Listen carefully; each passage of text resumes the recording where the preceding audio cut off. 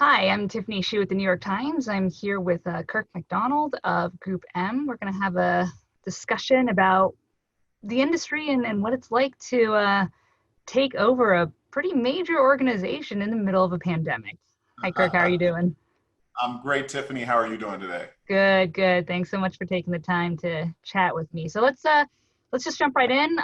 To set the stage, let's take a look at where we're at in the moment, right? We've got this ongoing health crisis. There's a lot of societal soul searching over race. There's a tense political atmosphere. And in the middle of all of this, you come into Group M, you take over. You're in an industry that was already going through a lot of change and then had to accelerate it. So walk us through what it was like to take on a gig like this now while also navigating things like employee morale and client relations and shifting health directives and your own personal schedule. Yeah, thanks again for doing this. And I've had the question posed a few different times. What to do, what's different about this moment in time, and what does it feel like? I would say that everyone has experienced more change, unprecedented scale of change, unprecedented duration of change this year, and it's impacted us all very differently. Personally, some businesses are under duress, other businesses are thriving, some have just gone away. It's been definitely a challenge, and Group M is not immune to any of these changes. But when I started the interview process and even really was going through my own decisions, one of a quote came to me as I thought about the Group M business, as I thought about the opportunity. It's a quote from Nelson Mandela, and it's a quote, that a very famous one. It says, "There's no passion to be found playing small in settling for a life that is less than the one you're capable of living." And I thought about the fact that, you know what, it is when you're faced with the greatest adversities and change that you have to play the biggest. You have to play the biggest both for yourself. And I thought about it in terms of for Group M, and it's what I've seen. One of the things that is really exciting to me about the moment here is the way that the Group M organization has rallied to the moment. As I was talking to and interviewing, I was hearing all the amazing things the team had turned around and did already, how it was determined to hold on to momentum that had started back in 2019, even it was facing these new challenges. And it wasn't doing it just for itself. In response to political tension, economic vulnerability, social injustice, it was responding not just for itself and its employees, but also its clients. That was just too attractive. It was magnetic. It was something I want to be a part of. And jumping in the organization, I've now been able to jump into that momentum, be a contributor, yes, but truly, I've spent the last 3 weeks just sort of ramping and getting caught up with all of the amazing work that's underway. Tell us a bit about like your first day, right? Were you logging in from home? Did you actually go into the office? How quickly did people come to you saying, "I'm losing my mind with my kids at home. How do I do this?" Tell us what it was like really on a ground floor level for you. Sure, virtual onboarding is different. Let's be clear. Getting your computer from the IT department does amazing work getting you set up and then gets on the phone with you to kind of get you through all your passwords and all of the signing up for your benefits, et cetera, virtually is very different. I got lucky, I'll be honest. There happened to be a leadership conference being kicked off by WPP. So over 2 days, I got a great immersion into all of the things that are happening across the company.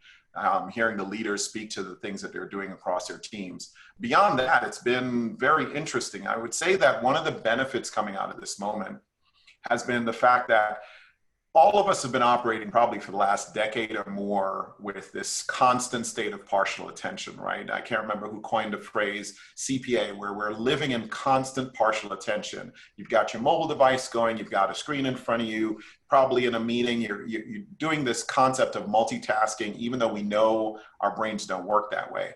I'd say one of the benefits of onboarding this way is that your attention is focused. Being present in the moment has become very powerful. And I found that to be very rewarding going through this. So because of this screen activity, and I'm staring right at the other person's face, we're distracted less. So meetings that normally took an hour started being being very tight at 30 minutes. being agenda driven. So we're scheduling conversations where we know what the topics are. So for someone onboarding, that's been very rewarding. It's been great to learn my team that way. I miss the personal interaction, and I miss just being in larger groups, being a little bit of an extrovert. I need that for energy as well. But it's been I think, different, and has had a set of merits that I didn't expect. And exciting to get to know the company that way and get caught up with some of the things they're doing. Nice. Well, welcome to the job. Let's look broadly a bit at GroupM and this particular political moment that we're in, right? Ahead of the election, you've got a lot of concerns around issues about misinformation, political division, racial justice. So tell me how employees of GroupM are being directed to act or not act in particular ways when it comes to like protesting or social media or get out the vote efforts. Like, how are you telling GroupM employees and the organization broadly to handle this very strange environment that we're in?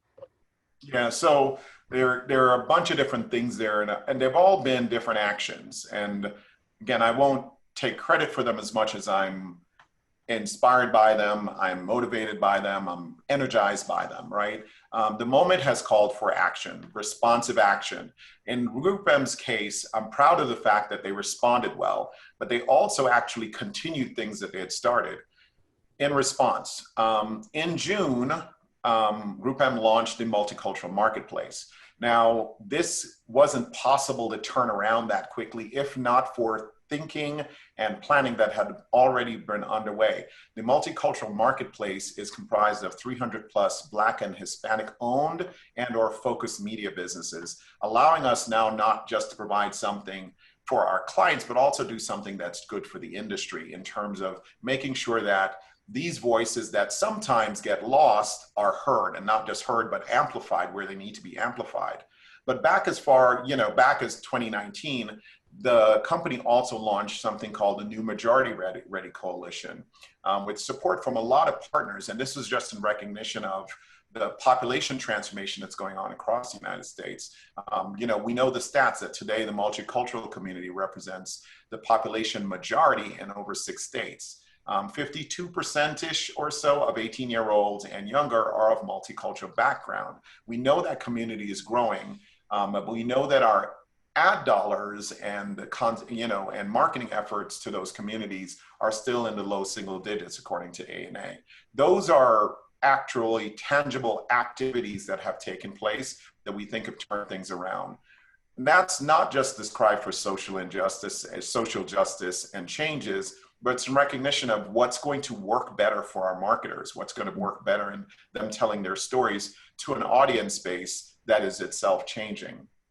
Now, for employees, we've done a bunch of things, given the pandemic, given the change of work patterns. You and I were talking about this just a minute ago, how to work at home, the flexibility of working remotely, making sure that they had the resources to do that, but then also accommodate some of the needs that they've had to do personally, whether it be the fact that some people have felt the need to be very active in terms of getting involved in local activities, marches, et cetera, to be very supportive of that. We've really been thoughtful there. Recently, we announced that our US offices will be closed on election day because we just believe everyone should exercise this right to vote, regardless of party affiliation or views. It's just important for us to support the idea of doing that. So bringing a lot of full flexibility, flexible thinking, make sure that our teams know that they're being supported has been a really big part of reacting to the moment, taking actions that we think are tangible for ourselves and our clients, and then really amplifying the voices that have not been heard. What are you hearing clients asking for these days in terms of brand safety and sensitive content? Sure. Increasingly our clients, I think, are sharing their concern about data practices, sharing their concern about sensitive language, and at the same time realizing that they have to be in the context of the moment. More than ever, it's actually created stronger relationships with us because some of the practices that we've put in place for ourselves has allowed us to work directly with them on the messaging that they've needed to bring out. And, you know, even as they've thought about the environments that they want to be a part of or not be included in, we've been able to work with our clients, our brands, and then work with our media partners to make sure that there's been flexibility around moving those messages around when they needed to, being very thoughtful and considerate of just, you know, clients not being associated with content that they were concerned with, and or making sure that they shift their messaging, their actual creative execution, the commentary they were making, shifted so that it was sensitive to the emotion of an audience that they were targeting. Let's pivot to the prognosis for GroupM in the industry.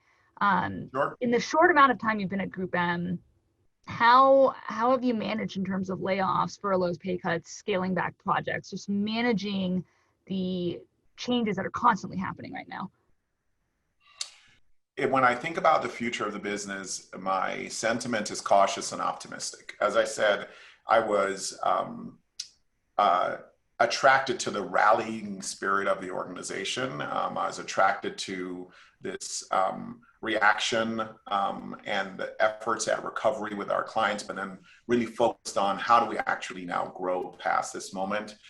We've somehow crammed probably a decade's worth of innovation and ideas in the last 6 to 7 months, and it's been, you know, remarkable. GroupM's mid-year advertising forecast cites what, you know, they're calling what a turnaround since the pandemic began, but you know, it's the shift of advertising to connected platforms. It's a shift from digital to connected. It's a shift to making all advertising that we do addressable, more bespoke to customers in context.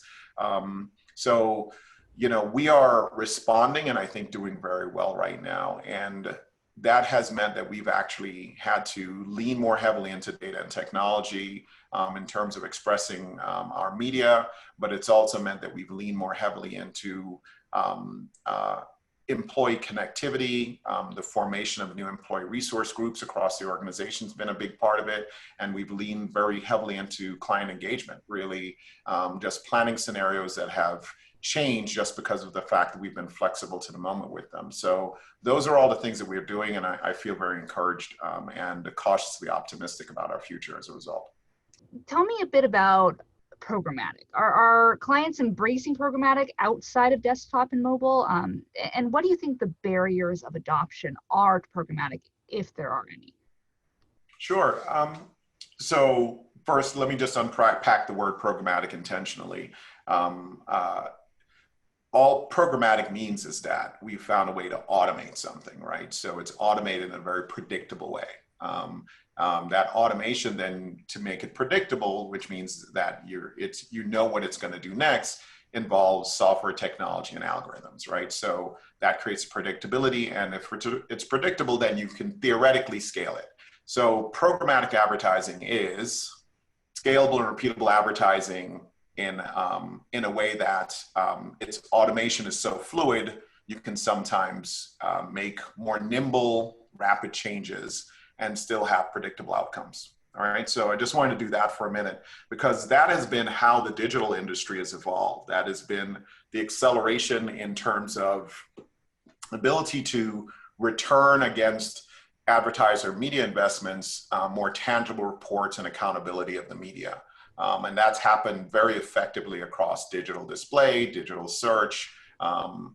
It is the future of all media to eventually lean on some version of automation, lean on more use of data and technology to make sure that we deliver ads at the right time, right place, right audiences. And that is going to be the future of what is linear TV, which is going to be a part or a subset of all connected TV and converged video in the future. So yes, I believe that we're sitting at a great crossroads, or this moment where this is all coming together, and we're bringing now to video or TV all of the accountability, flexibility that has been part of the digital media industry for a long time. And with that will come along automation or programmatic platforms that leverage data and technology to improve the experience. Now, the goal here is improved efficacy and efficiency in media, But the primary goal is that consumer experiences get better. So when I think of the purpose vision of an organization like GroupM, we want to make advertising work better for people.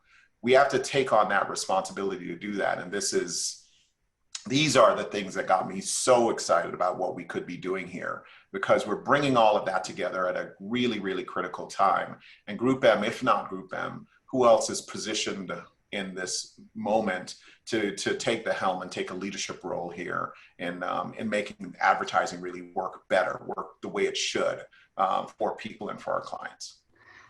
So, Kirk, you talked a little bit about programmatic, and I want to understand how that links into out of home as well. How do those two ideas tie in together?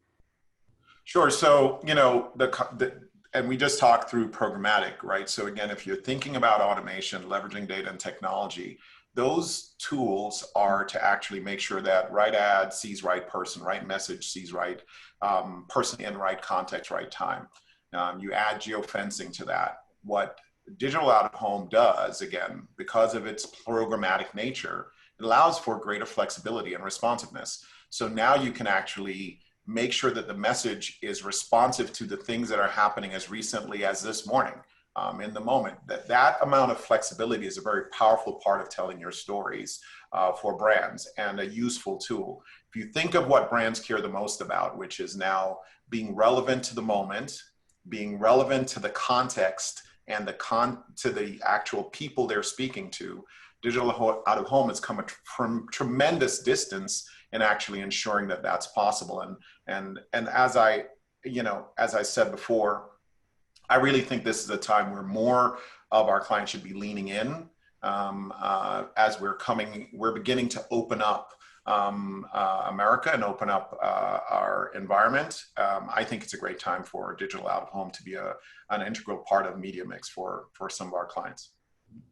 I want to know what you personally think about some of the different media categories that are out there, right? Is there more of a shift to, podcasting, OTT, digital, will it stick? And tell us also a little bit about out of home. It was going really strong before the pandemic, and, what do you see happening with it? Sure. Why don't I start on out of home a little bit? Look, the whole industry's, I was talking with our CMO recently, and she reminded me of the Mike Tyson quote, which is that we all have a plan until that first punch, right? So Mike Tyson made that quote just about, everyone has a plan to fight him until they get the first punch. I think everyone had a plan for 2020 until the first punch came. And we've had a few punches since then. So I want to make sure that we talk about all of media and all of the different types of media in that category. Outdoor advertising took its hits at the start of this, when we're all forced into quarantine, obviously. But I think it's shown a strong bounce back and recovery. In 2020, I think we projected digital out-of-home advertising to reach somewhere around $2.5 billion. And it's now new or growing capacity for dynamic creative execution has had a significant role to play in connecting communities, right? As we have gone through phases and variations of the quarantine, digital out of home is really nimble, and it's short turnaround time. I mean, the capabilities that you can have around location or geofencing capabilities and dynamic creative, all tied back to very measurable outcomes. You used the word programmatic before. Now is a time for marketers, I think, who have spent the last 6 months on the sidelines to start thinking about putting their messages back out where consumers are active and engaged, outside of the home. Because even as restrictions continue, they're being changed, and consumers are actually out and about more than they were before. So I think that there's a great opportunity here. So I'm bullish-ish about digital out of home. And the reason I say bullish-ish is that I think the opportunities there, I really now believe that we've got to get our clients to realize how to go after it. And I think there's a first mover or early mover advantage for those who want to take advantage of digital out of home. So let me talk a little bit about more media futures. I think issues around data privacy are going to become, the topic again, right? And they haven't really gone away, but I just think that's going to be a big part of what does it mean to have privacy compliant targeting? What does it mean to have an overlay of, or this lens of, not because I can, I should, but what is the right way to do it? And how do you actually inform that? I think that's a big part of what we're needing to solve for around that conversation, which is just a growing question with all of our clients. COVID or the issues of the pandemic have pushed big businesses, small businesses, all vertical to double down on e-commerce and digital strategies. I think that's another big trend that we're going to see move forward.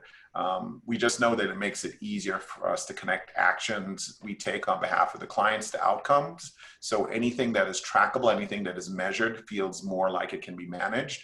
So that is going to happen more frequently. That's the role of programmatic. It's just easier when it's an automated system to turn up and down things. Flexibility feels like it actually is in your control and you can be much more responsive. Privacy by design is accelerating things like CCPA and elevating data ethics practices to the forefront. So I really want to see what happens around data ethics as well. That I think is going to be just a big part of the conversation narrative for our near future as we think about the future of media. All right. Perfect. Great. So I'm going to lob one last question at you. Yeah, please. What are you sick of talking about in 2020, and what would you like to be talking about in 2021?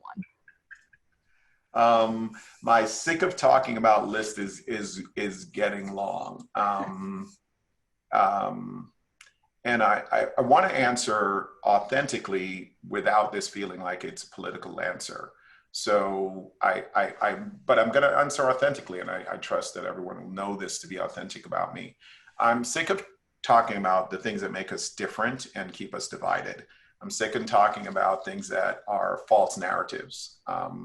Because personally, if anything that I've taken out of this pandemic is a realization that tomorrow is really not all that sure. It's not promised. You have to go into tomorrow really prepared to deal with it as it comes. I mean, whether it's your health, the health of loved ones and friends. So I'm sick of the rhetoric of fake news and divisions, and I really want us to get into something that says, how can we do more things together and do things successfully? We've got existential issues facing our country, facing our climate, facing the world. We've got real issues of race and social injustices.